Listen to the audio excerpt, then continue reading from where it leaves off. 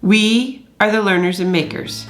After weeks of hard, intense work, we are out of our house, but still in the USA. While traveling through Washington State, we couldn't pass up the serendipitous opportunity to visit our first country as a family of 4.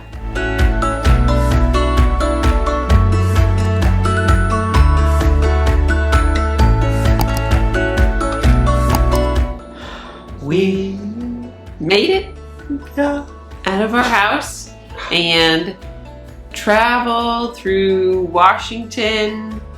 From central Washington to the Seattle area, Vancouver, Washington. It was a lot of Washington. We had a lot of Washington. So it was nice to have like this little bit of time to kind of soft launch into our full-time travels. We were still pretty close to home, obviously, and we still had our car.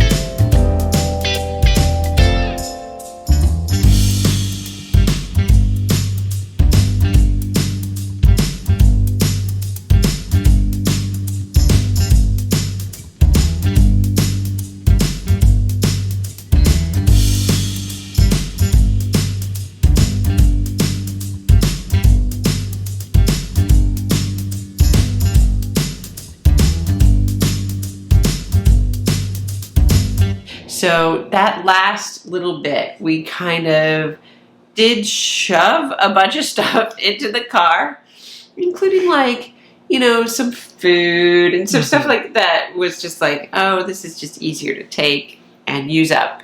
Yeah, we were starting with this throwaway road trip portion of our travels while we still could. So, and it was nice to get to spend some time in Seattle. We hadn't done that in a very long time. One of the best things that we did while we were in Seattle was utilize their city pass. You can find these in a lot of large cities. I think they're all kind of done by the same company, and they give you a couple different options.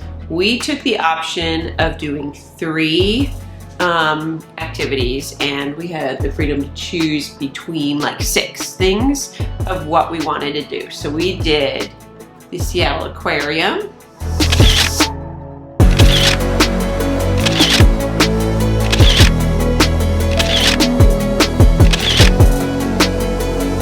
and the tower.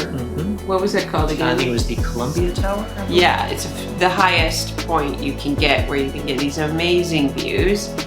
And we did a harbor cruise, which was really great because we learned a lot about all the things around Seattle and the history and all of that. The harbor cruise was like a highlight, I think. Anytime you get to see a city skyline like that from the water, it's such a wonderful perspective on a city. And Seattle skyline is just so incredible. Over and over, we have found that our family really likes boats and really likes water. That is definitely something we'll be doing more of. But the biggest thing that just kind of happened was we wound up with this opportunity to go to Victoria, British Columbia in Canada.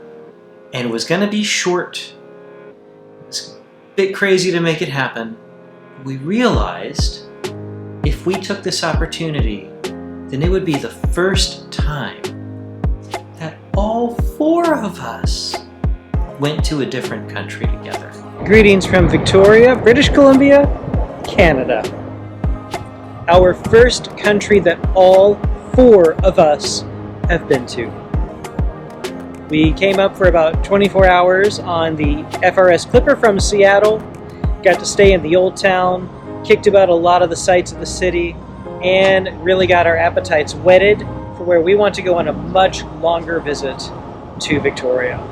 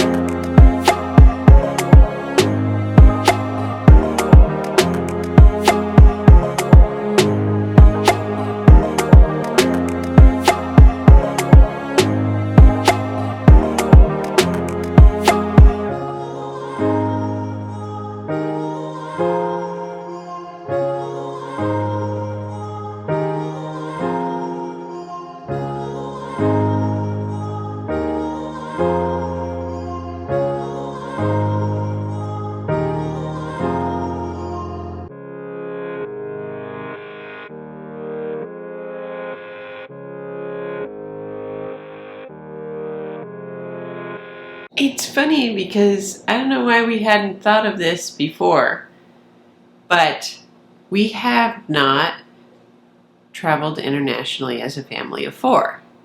We feel like we've traveled internationally. We all have traveled internationally, but not all together. Since Esther's been born, she's been to Canada, but she went with me alone, and we didn't go all together. So, and when we've talked about Japan, Aster has been like, well, why didn't I go? We're like, sweetie, you weren't born yet. It was just Connor around at the time. I just can't believe we didn't realize that. So when we say it was our first country, it really was our first country, and we're going to get to count them as we go. Heck yes.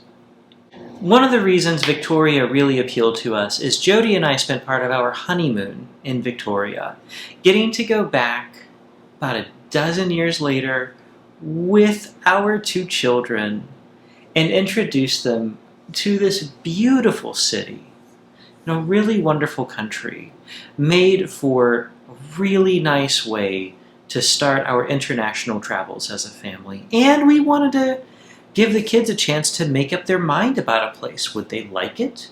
Would they want to come back? We wanted to see what would they tell us about our experiences there so that we could talk over traveling as a family, what we say yes to, what we say no to, and how we deliberate that together.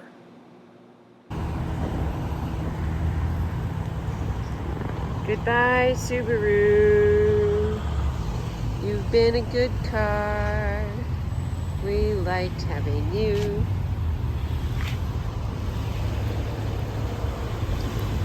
Goodbye, Subaru.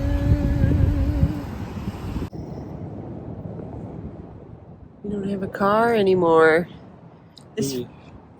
Go ahead. No. You keep going. This feels like a really big next step of selling our second car, the one that we road trip in, and we've been out of our house now for almost a month, but it's felt familiar. I felt like road tripping, like we've done that a lot, but this is different. Well, and we've been leading up to it. We've known for months we were going to be selling the Outback, but it's kind of like, if you ever are looking out toward like mountains in the distance and heading toward those, and they finally start getting bigger and bigger, and suddenly you're there. That's kind of been this, like been leading up to this for so long. And we just watched that car get driven off by somebody else, and we don't own it anymore. Yep. So we're down to what we have in our storage unit in our house. We've gotten rid of about 90% of what we own. And on our immediate persons, we've got 4 backpacks and 2 rolling suitcases. What do you think? Crazy or maybe a little bit brilliant? Or a little bit of both. We are just getting started. Our one day in Victoria obviously is a tiny bit of our international travels to come. So next time we will see you in Mexico. Bueno! You can follow our everyday adventures on Instagram and TikTok at Learners and Makers. Also, visit our website, learnersandmakers.com, for more in-depth travel articles about family travel, accessible travel, and more. And also keep an eye out for our occasional family travel diary updates about what we're doing on the road around the world. Those are probably the most updated and real-time pieces of our travel. So if you want to really see where and what we're doing real-time, the blog is the place to go. learnersandmakers.com. See you there, and we will see you next time. Bye. Bye. When you only have tiny little pots in your Airbnb, you have to cook the soup in 2 batches.